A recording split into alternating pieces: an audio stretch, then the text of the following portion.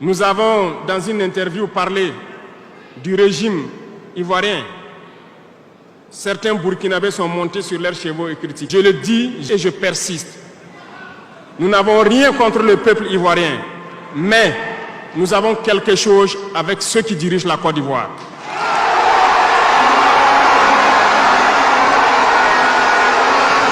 Nous le disons et nous le répétons encore.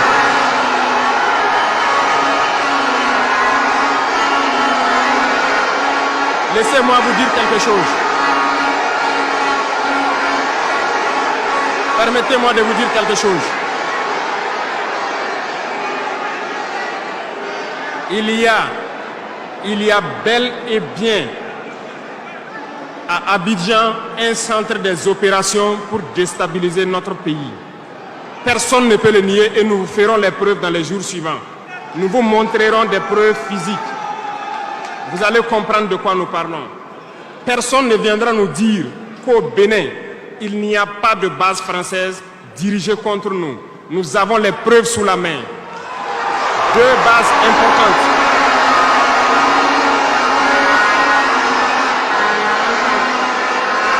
Nul ne sait. Et je les mets au défi. Et nous n'avons rien contre le peuple béninois. Là, nous avons un problème avec la politique des dirigeants béninois. Et nous le disons haut et fort encore. Dans cette diplomatie, nous avons décidé de dire la vérité. Il y a bel et bien 2 bases. Une vers Kandi et l'autre en allant vers Porga ou je ne sais pas quelle localité. Des pistes ont été réaménagées à plus de 3000 mètres de long. Des avions atterrissent. Les gens équipent et forment les terroristes là-bas. Nous avons des enregistrements audio d'agents français au Bénin là-bas qui se jouent le centre des opérations des terroristes. Ils montent les opérations avec eux. Ils les aident à se soigner. Ils font tout ce qu'il y a là-bas. Nous avons tous les détails sur eux. Et vous ne voulez pas qu'on le dise à notre peuple? On va le dire. Si vous ne le voulez pas, s'ils ne le veulent pas, qu'ils arrêtent de se comporter ainsi. C'est simple.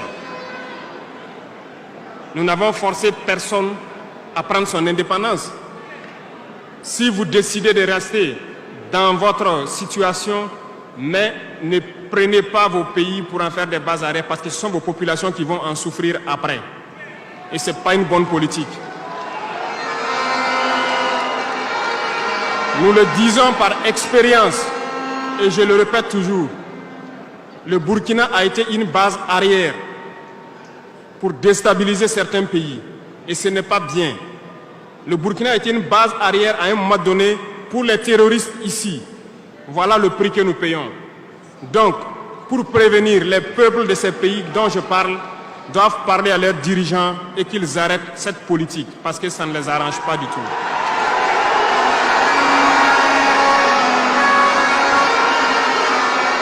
Pour venir,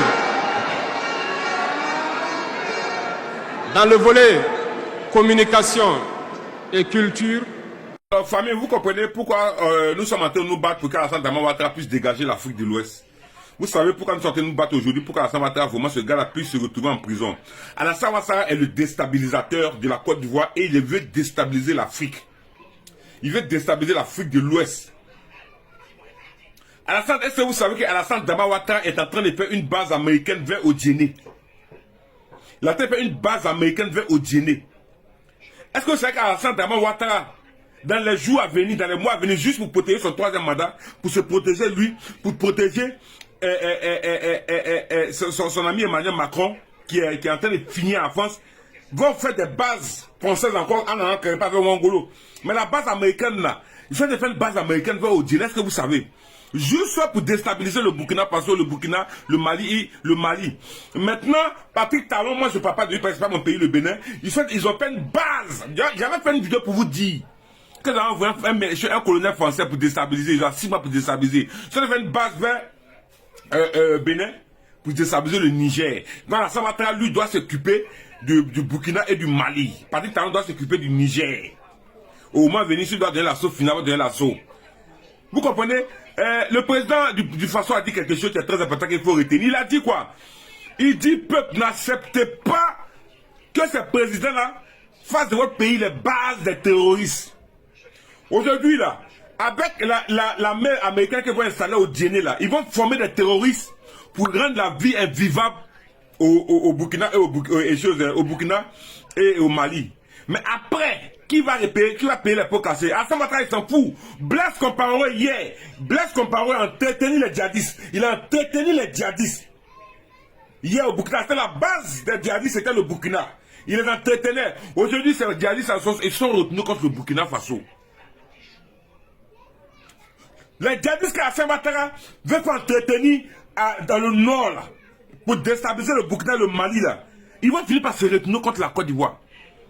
Quand Alassane Ouattara va partir, aujourd'hui c'est Blaise Compaoré, c'est l'un des Blaise Compaoré, l'un d'Alassane Ouattara qui paye les djihadistes pour amener le Burkina. Mais après, Alassane Ouattara va partir, Alassane Ouattara a en train de préparer la déstabilisation de la Côte d'Ivoire après son départ.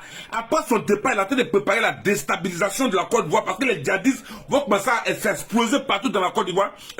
C'est même chose qui s'est passé au Burkina. Blaise Compaoré a préparé la déstabilisation du Burkina. Après lui, le Burkina ne devait plus vivre, ne devait plus exister. Plus personne ne devait vivre au Burkina avec les djihadistes. C'est la même chose qu'Alassane Ouattara est en train de faire. Même chose. Il n'a que dalle des Ivoiriens, il n'a que dalle des Burkinabés, il n'a que dalle des Maliens. Son plus gros souci, il a un problème dans la tête. C'est comme les Hitler, ils ont des problèmes dans la tête. C'est eux. Après eux, c'est eux. Ivoiriens, Ivoiriennes. Levons-vous. Levons-nous. Au moment opportun, levons-nous. Sinon, après, c'est nous qui allons payer les pots cassés. Alassane Ouattara s'est retrouvé à se payer en prison, dans une belle chambre bien couchée.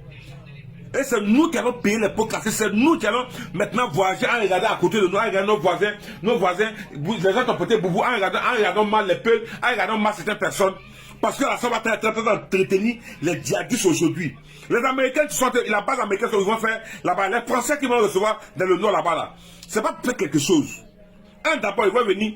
D'abord, c'est nous, la Côte d'Ivoire, qui allons les payer, qui allons les nourrir. D'abord, ils seront mieux logés. Et ils seront mieux payés que nous, notre propre armée de Côte d'Ivoire. Ils seront mieux même armés que notre propre armée de Côte d'Ivoire ici.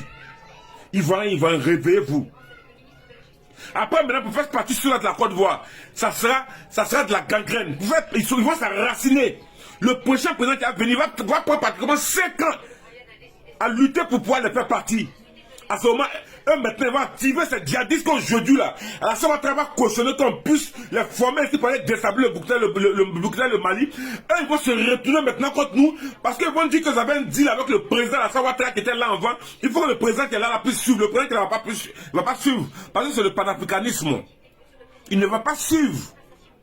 Parce que c'est le panafricanisme, il ne va pas suivre. Donc eux en retour, ils vont commencer à bombarder la Côte d'Ivoire. Ils vont commencer à s'exploser, exploser dans... C'est la Côte d'Ivoire, on n'est pas le Sahel. Hein.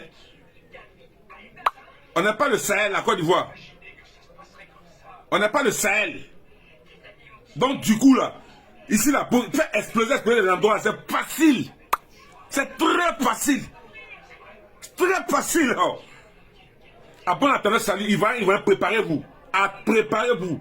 Nous n'allons pas accepter, nous n'allons pas cautionner d'abord cette base américaine, cette base française qu'ils vont faire. Après 43 bimam, il faut qu'on les fasse partie bientôt. Nous n'allons pas accepter, nous n'allons pas cautionner. Le président burkinabé a dit quelque chose que vous êtes en train d'ignorer. Il a dit, ça va nous coûter cher. Il y a des mois de cela, il a dit que le courant qu'Alassane Ouattara a comme s'amuser, nous allons payer le prix. Voilà, aujourd'hui, nous sommes en train de payer le prix du courant. Il a dit, les produits vivriers qu'Alassane Ouattara a voté une loi, puis il a dit, ça ne peut plus rentrer en Côte d'Ivoire, là. C'est nous, et ça ne peut plus rentrer au Burkina, ça ne peut plus rentrer au Chad. C'est nous qui allons payer le prix. Aujourd'hui, le piment, là, 2 à 22, un piment à 50. On voit le prix de la banane aujourd'hui. On voit les prix de tout ce qui marche aujourd'hui. Vous voyez, il a en train de dire, c'est nous qui allons payer demain. C'est base arrière des djihadistes qu'Alassane Ouattara peut faire former ici pour déstabiliser le Burkina, là. Parce que c'est pour l'armée qu'ils vont envoyer.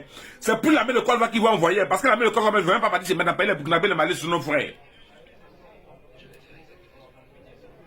C'est eux là qui vont se retenir, c'est nous qui allons payer le prix cher.